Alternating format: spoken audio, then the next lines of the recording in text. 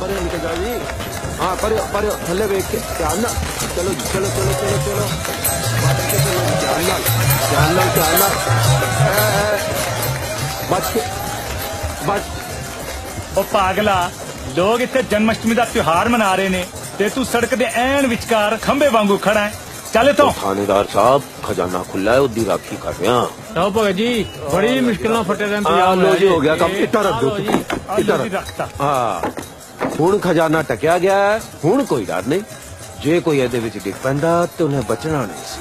माफ करना मैं तो कुछ और ही समझ बैठा सीगा। वो अक्सर लोग मैंने कुछ और ही समझ लेते की समझे सी पागल है वो पागल ही जी जेड़ा 5 घंटे तो इस मैन होंदी राखी कर रहे हैं। चलो कोई नहीं हो गया काम हो गया काम हो गया आओ जी आ जाओ आ जाओ।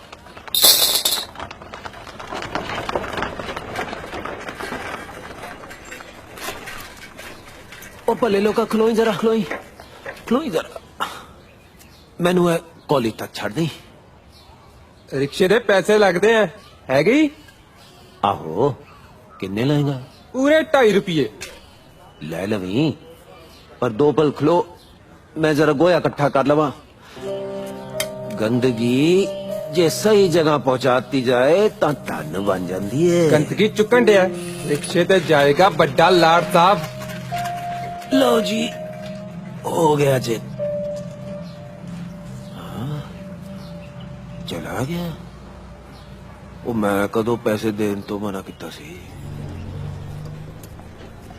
लो जी तांगा आ गया खुली सवारी।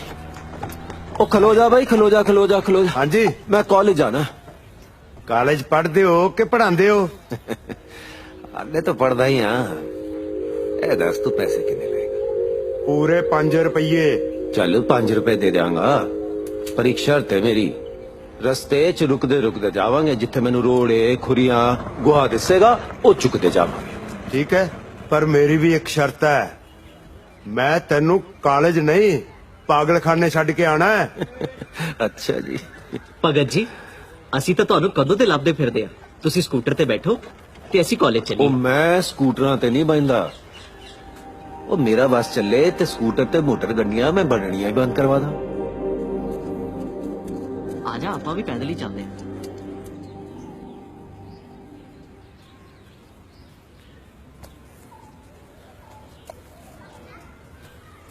ਜਾ ਪਾਣੀ ਲੈ ਆ।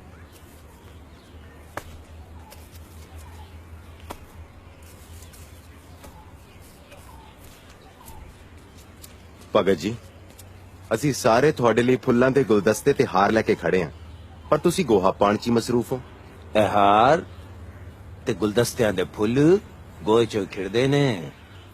ਵੇਖਿਆ ਜੇ ਜਿਹੜੀ ਕਿਆਰੀਆਂ ਜਿਹੜੇ ਗਮਲਿਆਂ ਚ ਮੈਂ ਗੋਇਆ ਪਾਇਆ ਉਹਨਾਂ ਦੇ ਫੁੱਲ ਜ਼ਿਆਦਾ ਖੁਸ਼ਬੂਦਾਰ ਹੋਣਗੇ। ਭਗਤ ਜੀ ਪਾਣੀ। ਹਾਂ ਲਿਆ ਸ਼ਾਬਾਸ਼। ਭਗਤ ਜੀ ਜੇ ਸਾਰੇ ਲੋਕ ਤੁਹਾਡੇ ਵਰਗ ਦੀ ਸੋਚ ਵਾਲੇ ਹੋ ਜਾਣ ਤੇ ਹੋ ਜਾਓ भाई ਇਹਦੇ ਚ ਕਿਹੜਾ ਮੁੱਲ लगता है। चलिए आप चलिए आप ना भाई काका हो गया काम आओ जी चलो जी आ जाओ। ਭਗਤ ਜੀ ਤੁਹਾਡਾ ਅੰਮ੍ਰਿਤਸਰ ਵਾਪਸ ਜਾਣ ਦਾ ਸਾਰਾ ਪ੍ਰਬੰਧ ਹੋ ਗਿਆ ਹੈ। ਟੈਕਸੀ ਆ ਗਈ ਹੈ ਘਰ ਖਾਣਾ ਤਿਆਰ ਹੈ ਤੁਸੀਂ ਮੇਰੇ ਘਰ ਖਾਣਾ ਖਾਦੇ ਬਗੈਰ ਵਾਪਸ ਨਹੀਂ ਜਾਣਾ। प्रिंसिपल साहब मैं मोटर गड्डियां च नहीं बहता प्रदूषण फैलाते ने तुहाडे घर तुर के चले जाएंगे नाले स्टेशन केड़ा दूर है उत्ते भी तुर के चले जाएंगे। बहुत बहुत शुक्रिया जी बड़ा ही स्वाद आया चंगा आओ जी आओ आओ बड़ा चंगा रहा बड़ा वधिया रहा जी। आओ भगत जी बेटे जी अपनी आंटी नु कह खाना लगा दे। जी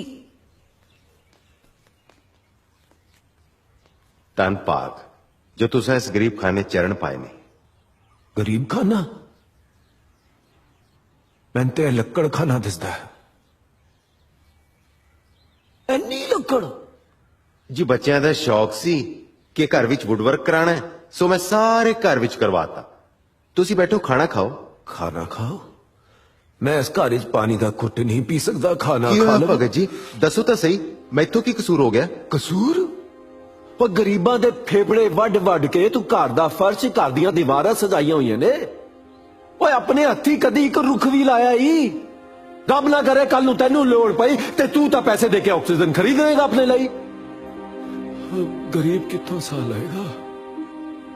ਬੱਚਿਆਂ ਦਾ ਸ਼ੌਕ ਸੀ, ਵੱਡਾ ਆਇਆ ਬੇਵਕੂਫ ਨਾ ਹੋਵੇ। ਭਗਤ ਜੀ ਭਗਤ ਜੀ ਭਗਤ ਜੀ, ਭਗਤ ਜੀ, ਅਕਲ ਦਾ ਦੁਸ਼ਮਣ ਨਾ ਹੋਵੇ ਤਾਂ ਬੱਚਿਆਂ ਨੇ ਕਿਹਾ ਭਗਤ ਜੀ ਗੱਲ ਤੇ ਸੁਣੋ।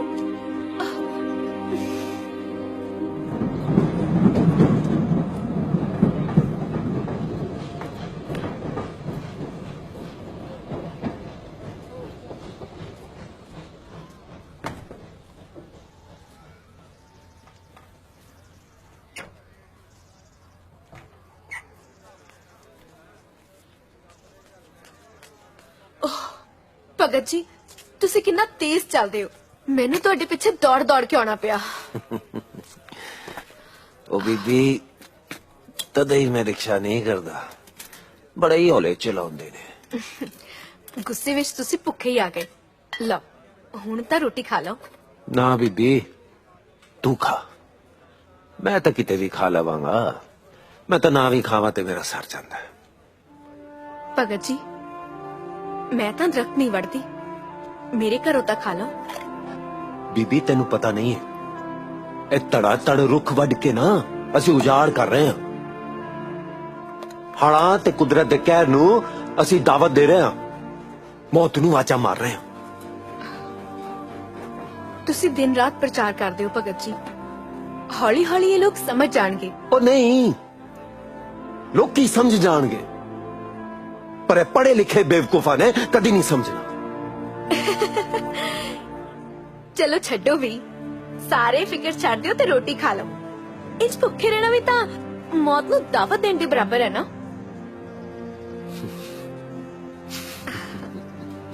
ਲਓ ਲਿਆ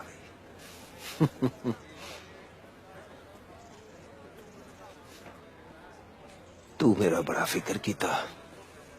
ਤੁਸੀਂ ਵੀ ਤਾਂ ਸਭ ਦਾ ਫਿਕਰ ਕਰਦੇ ਹੋ। ਭਗਤ ਜੀ, ਅੱਜ ਮੈਂ ਜਦੋਂ ਘਰ ਜਾ ਕੇ ਦੱਸੂਗੀ ਨਾ ਕਿ ਮੈਂ ਭਗਤ ਜੀ ਦੇ ਦਰਸ਼ਨ ਕਰਕੇ ਆਈ ਹਾਂ, ਤੇ ਮੇਰਾ ਸਾਰਾ ਪਰਿਵਾਰ ਬਹੁਤ ਖੁਸ਼ ਹੋਵੇਗਾ। ਜਿਉਂਦੀ ਰਹਿ, ਤੇਰੇ ਸੰਸਕਾਰ ਬੜੇ ਚੰਗੇ ਨੇ। ਭਗਤ ਜੀ, ਮੈਂ ਨਾ ਪਿੰਗਲਵਾੜਾ ਵੇਖਣ ਆਉਂਗੀ। ਉਹ ਕੋਈ ਚਿੜੀਆ ਘਰ ਹੈ ਜੋ ਤੂੰ ਵੇਖਣ ਆਏਂਗੀ? ਹਾਂ, ਬੇਕਰਿਆਂ ਦਾ ਘਰ ਹੈ। ਜੋ ਆਉਣਾ ਤੇ ਵੇਖਣ ਨਹੀਂ, ਸੇਵਾ ਕਰਨਾ ਹੀ।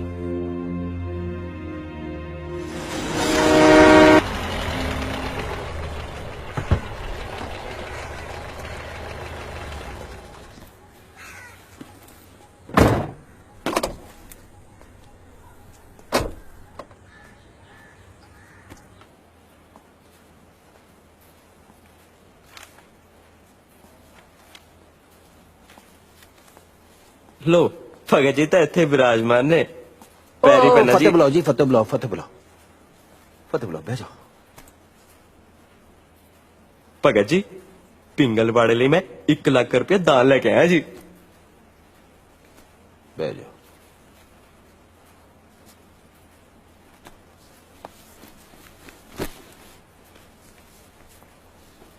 ਉਹ ਚੈਨ, ਉਹ ਕੈਸ਼ੀਅਰ ਨੂੰ ਕਹਿ ਰਸੀਦ ਬੁੱਕ ਲੈ ਕੇ ਆਏਗਾ। ਰਸੀਦ ਬੁੱਕ। ਭਗਤ ਜੀ, ਰਸੀਦ ਦੀ ਕੋਈ ਗੱਲ ਨਹੀਂ, ਉਹ ਫੇਰ ਆ ਜਾਏਗੀ। ਤੁਸੀਂ ਇੰਜ ਕਰੋ,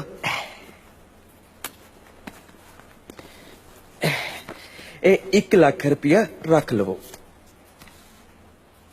ਤੇ ਮੈਨੂੰ 5 ਲੱਖ ਦੀ ਰਸੀਦ ਬਣਵਾ ਦੇਣਾ। ਰਸੀਦ ਲੈ ਕੇ ਮੈਂ 1 ਲੱਖ ਰੁਪਇਆ ਤੁਹਾਨੂੰ ਹੋਰ ਭਿਜਵਾ ਦਿਆਂਗਾ।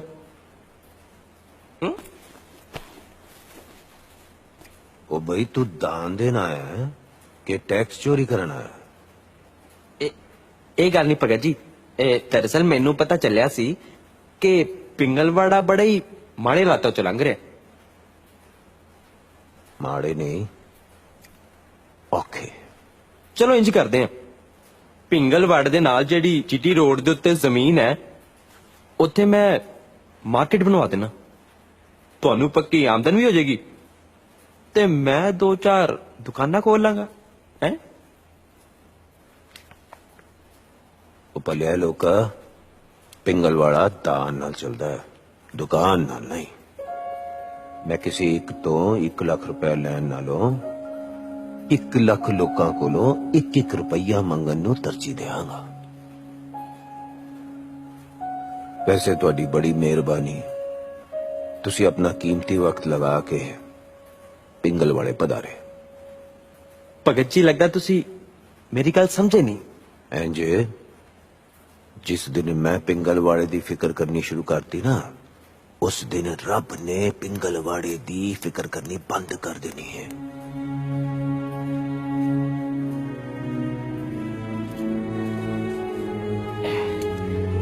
ਚੰਗਾ ਭਗਤ ਜੀ।